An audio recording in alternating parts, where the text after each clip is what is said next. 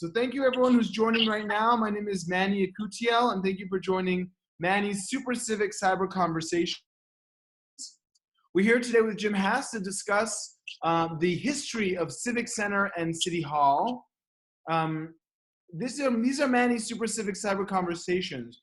Manny's is a physical space that hosts civic programming, but the space is closed. And so we've moved our programming online for you in this time of need in order to give you education, inspiration, and civic engagement.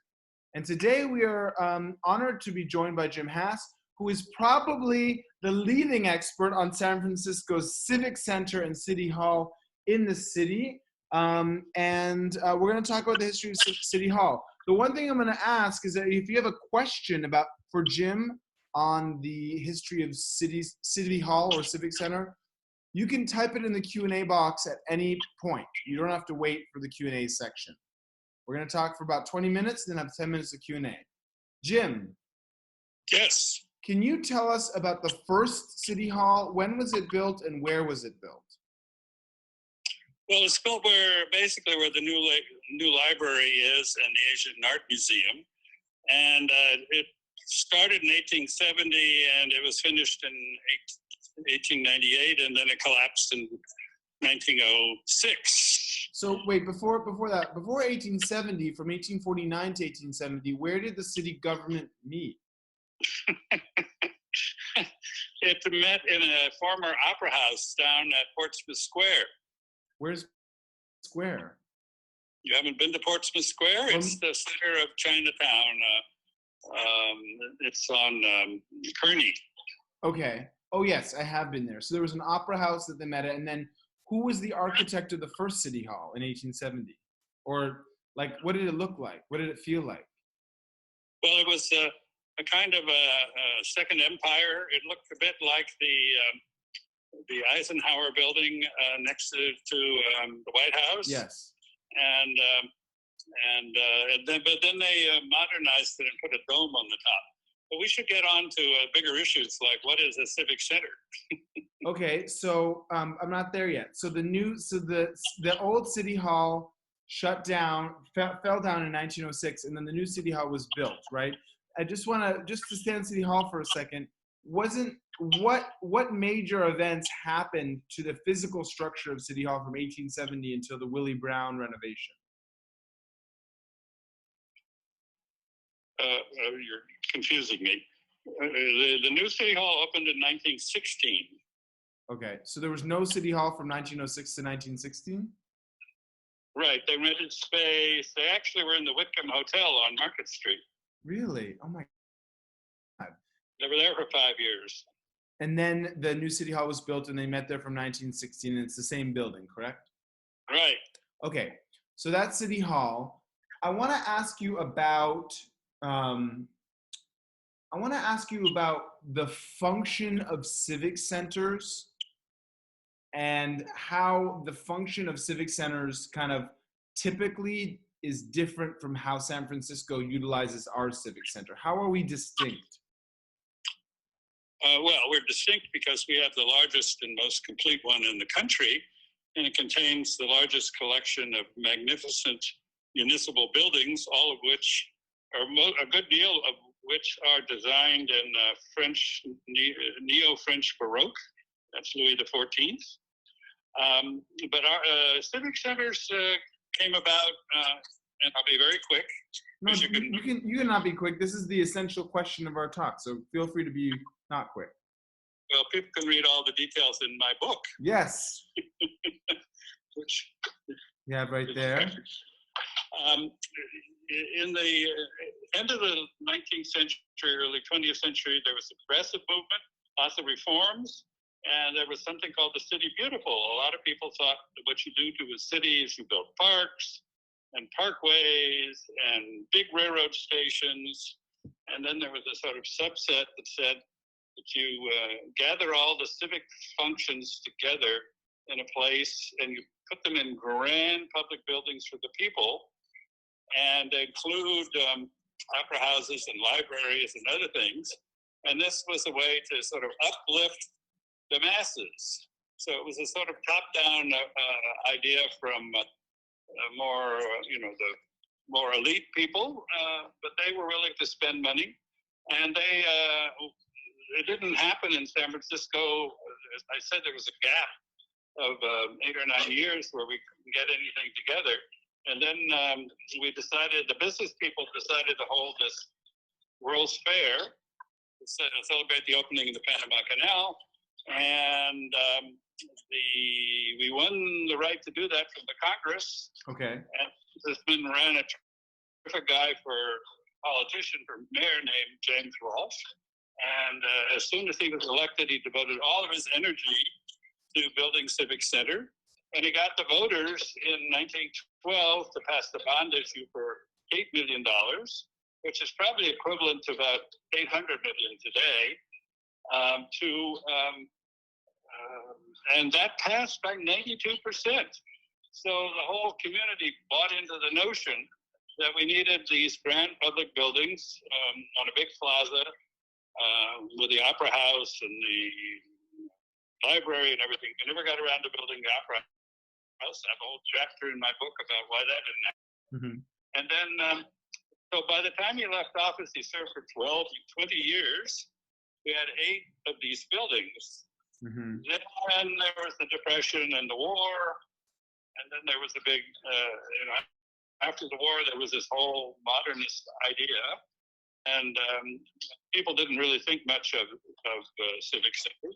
Mm-hmm. And but luckily, the way the bureaucracy works here is so slow, and the city fathers are so cheap that they really didn't do any damage. So Mayor Feinstein in 1989 proposed a plan to build the library, build a new library, put the H Art Museum in the old library, do a whole lot of other things. Mm-hmm. And we're nearly complete doing that. But I heard that the Civic Center is about to go through a big redesign. Is that true? Well, it's the public realm. In 2014, well, as you can imagine, for a long period of time, the plaza, the streets were pretty crummy, mm-hmm. Camping out and whatnot. In 2014, I convinced Mayor Lee to direct the planning department to prepare what we call the Civic Center Public Realm Plan. And it is nearly done. And the basic idea is to redo the plaza, to make it more welcoming, fill up Fulton Street with grass and other things, and make a better use of UN Plaza. There's a whole lot of communities right around Civic Center, and they need parks. Mm-hmm. And who knows how we're going to conduct ourselves after the virus is over, but you're still going to need green space and parks to go out and walk, whether you walk together or you walk 6 feet apart. And so we need to make Civic Center a real park. And yeah. That's the support of, the park of Phil Ginsburg and a whole lot of people. Great design. It will accommodate huge gatherings like the Pride Festival and things like that, as well as more intimate concerts and just people who want to sit. Are you worried that the $1 billion budget shortfall projected over the next year is going to harm or affect the plans? Everything in San Francisco takes forever. So once we get the final details of the plan put together, then it has to go through environmental review. That takes 2 years. Then we can sit around and talk about how we're going to pay for it. And my view has always been we sort of chop it up into parts. Some of it comes from new bond issues. Some of it comes from philanthropy. Some of it comes out of the street budget, things like that. Because nobody's going to pay for a $100 million bond issue just for Civic Center. Got it. What do you think is the function of a civic center? I mean, I've had the privilege in my young life to travel to a lot of different places. I got a fellowship right after college to travel to 6 countries, and I was studying politics, so I got to go to a lot of capitals. And you're right, I don't remember, other than maybe in Paris, kind of, having some civic infrastructure. I don't remember like a very clear area that had a lot of contained civic structure. So what do you think is the function of bringing all of these civic buildings together in one unified place? What does it do? Well, this is strictly an American plan. They did check with Europe about how to build buildings and various things, but this was an idea that was generated in the United States by a number of very prominent designers and planners, and very few cities had the resources to build one. You'll find one in Denver, you'll find one in Cleveland, and that's about it. Some 72 cities began to do plans, but to find the resources, particularly after the First World War, and the need to tear down a whole lot of buildings to clear the area to build one, they come. Although the last 30 years, some new communities have built them. But the idea and behind it is this notion of a community, where you have a special place with these public institutions and grand buildings that welcomes everybody, and they come to do their civic business. The proponents had this rather naive idea that if you put all the government in these grand public buildings with big hallways and whatnot, they would become more honest and transparent. But the idea of a library and an auditorium, opera house, all that stuff, one area, was to bring people all together and get more solidarity between the public and the community. It's a kind of looking back upon it's a little quaint, but we have this magnificent set of buildings, which most people don't understand. And one of the surprising things when I got involved in all of this was how little people knew and how little was written about it. That's why I wrote my book. And what's the title of your book? It's the San Francisco Civic Center. The San Francisco Civic Center. And do you feel like the Civic Center has been successful in achieving the goals that you just mentioned? Well, at what time? We were talking about today. Today. After the '89 earthquake, all the buildings were damaged. They weren't destroyed, but they were damaged. So we spent $1.5 billion fixing them up. And they all look wonderful and in pristine condition, and I appreciates that. But the public space was a deterrent for people to come. Plaza was just an empty, big space. The Diller family came by one day and announced they were going to pay for the 2 sets of parks, and that's been a great big improvement. And the people with families there, and it's supposed to be a performing arts space, but it doesn't work that way. If we can get rid of those 2 lines of Pallarda trees and cut out an open space, then we can have more area for performances. And there should be more useful green space, whether it is now some fields and so forth. So it needs to return to being a public park for the area. And then we expanded down Fulton Street, which was really designed as a street, into UN Plaza, which is, as you know, very problematic. Okay, we just have a minute or 2 left. So if folks have questions, now's the time to type it in. I want you to understand the history of Civic Center better than almost anyone. Can you tell me about a couple interesting moments in Civic Center's history where it was used for something unique or special?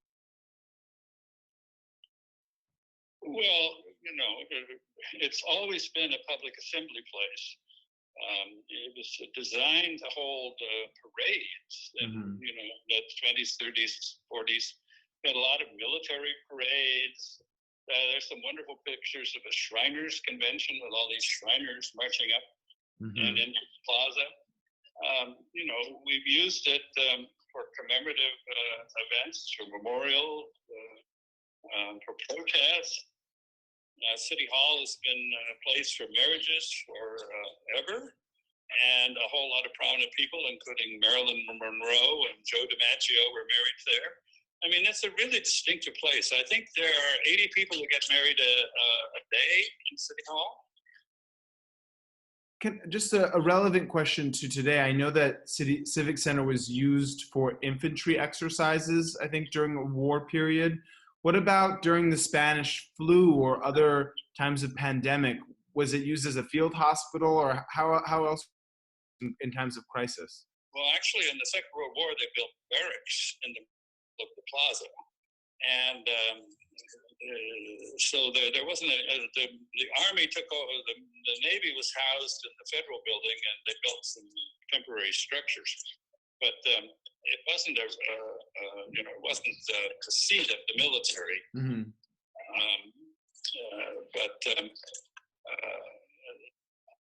The 1918 that would be just shortly after it was opened. It was during the First World War, and things were that focused. Mm-hmm. Jim, there's a couple questions that people have for you, and I know we have limited time, but I want to ask you if you'll be willing to tell people about the secret spot that you showed me underneath Civic Center, the ultra super secret place. Well, it's not exactly secret. It's kind of secret. If people knew if people saw what we saw, it would blow people's minds. Well, it blows my mind every time I'm there.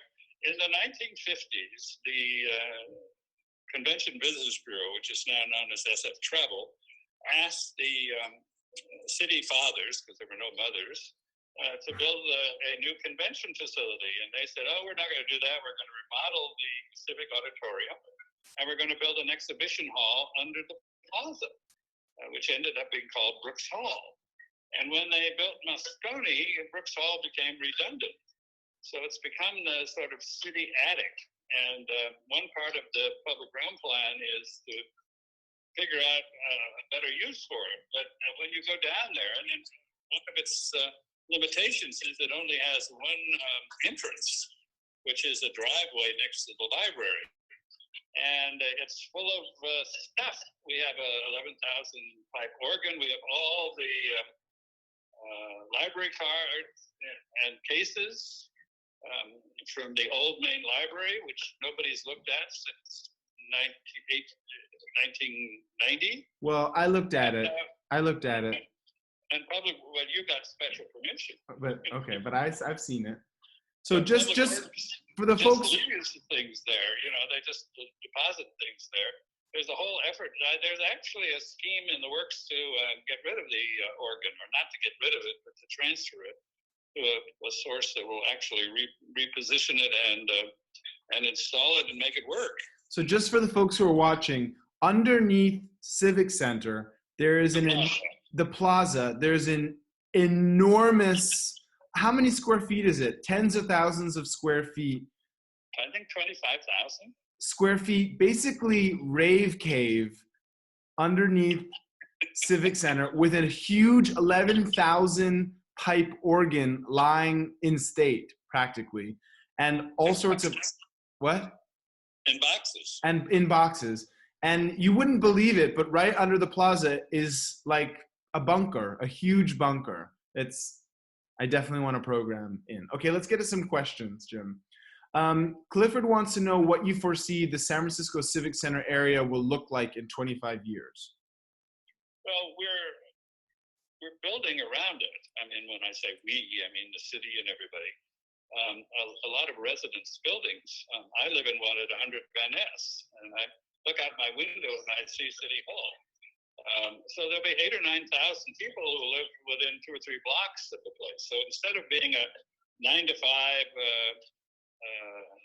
area where people primarily work for the city, we're going to be a 24-hour area. Mm-hmm. It will be much more dynamic, and then you have all the people who live in the Tenderloin. So there needs to be more parks for the area.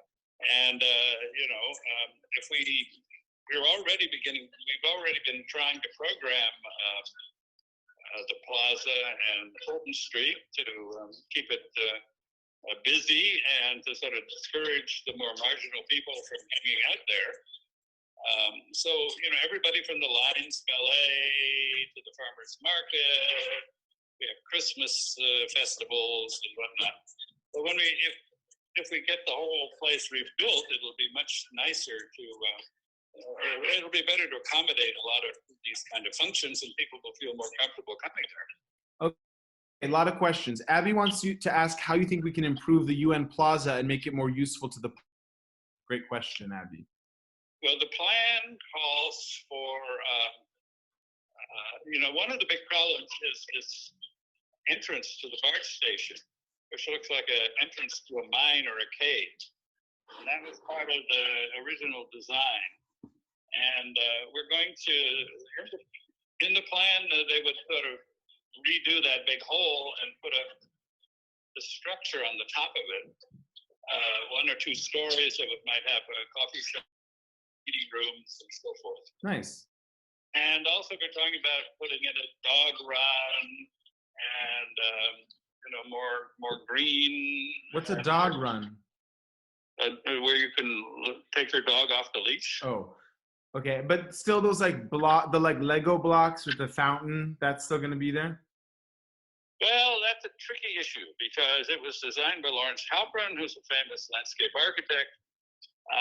There are a whole lot of people who are big fans of his. The designers for the plan have suggested getting rid of the water, which is the big problem, for all reasons, including that people pee in it, and just put plants in it.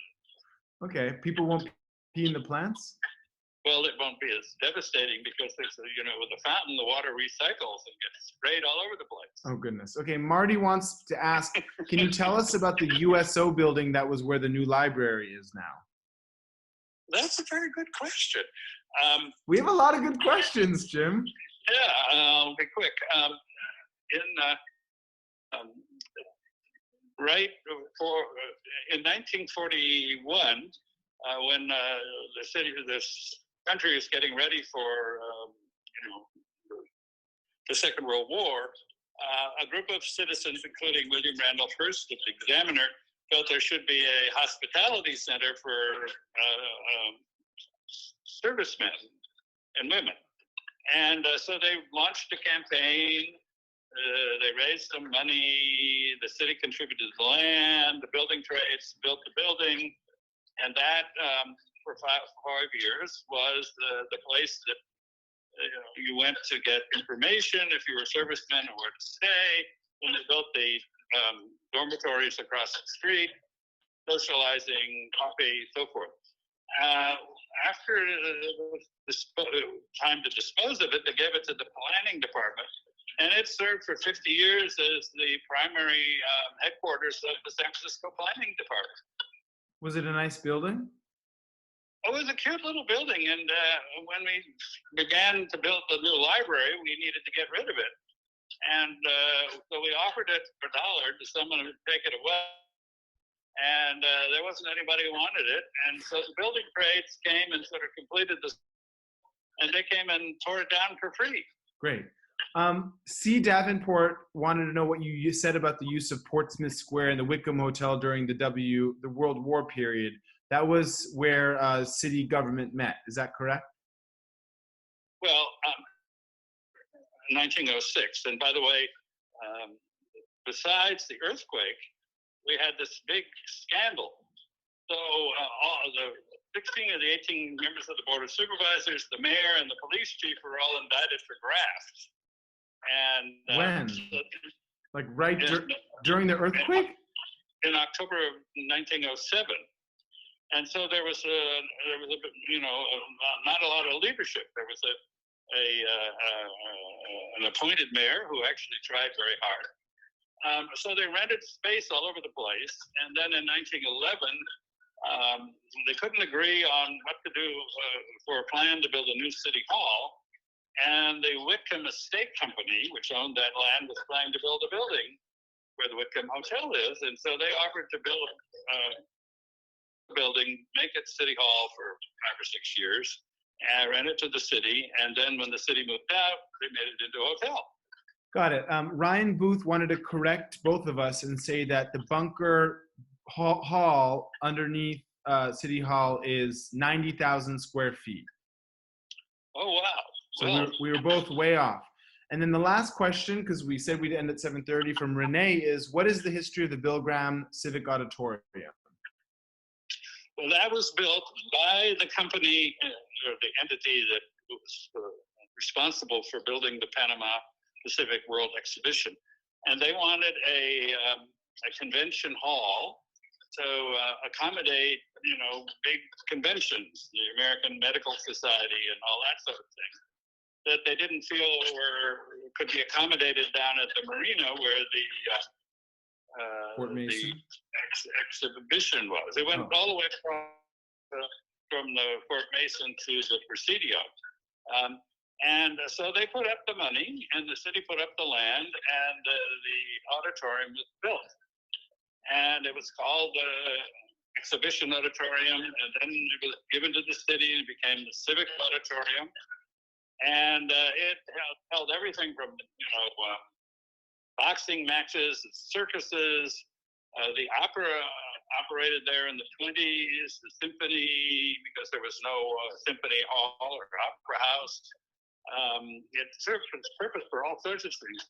And then when Bill Graham tragically died, he used it for many of his concerts. The Board of Supervisors added his name to the building. Mm-hmm. Okay, well, those are all the questions. Folks are really appreciating this talk. If you're interested in learning more about the history of Civic Center, Jim, will you hold up the flyer again? All the way up, all the way up. It's that's his book, The San Francisco Civic Center. It's fascinating. I read it. I also interviewed Jim for an hour about the book. It's really, really fascinating, the history of our Civic Center. San Francisco has the largest civic center in the country, right? In the world. Oh yeah, and it's got the most building and the better design, and although it's all, as I said, it's an American concept. You won't find it anywhere else. Yeah. And my book can be gotten on Amazon, and it has a foreword by Senator Dianne Feinstein. Yes, which is awesome, and it's also a great read. Before people leave, I just want to quickly plug Manny's sponsorship. If you look at the link above my head, you'll see a link. It's joinit.org/o/Manny's. That's the link that you can click to become a sponsor of Manny's. Jim is our first sponsor.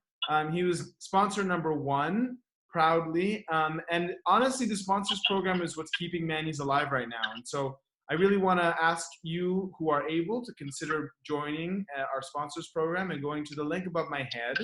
I also want to thank my team over here to my right, Jupiter, Ram, and Sam, for working so hard over the last couple of weeks to put these programs together. This is week, I don't even know what week this is, 3, 4, something like that. And we've got 3 more weeks of it. You'll be the first to know, Dolores Huerta just confirmed to do one of these, as well as Senator Cory Booker. So we're gonna do a lot more amazing talks. But what better way to end this week and start your Friday night with Jim Haas on the history of Civic Center. Can I thank you? This is really a special day for me because it's my birthday.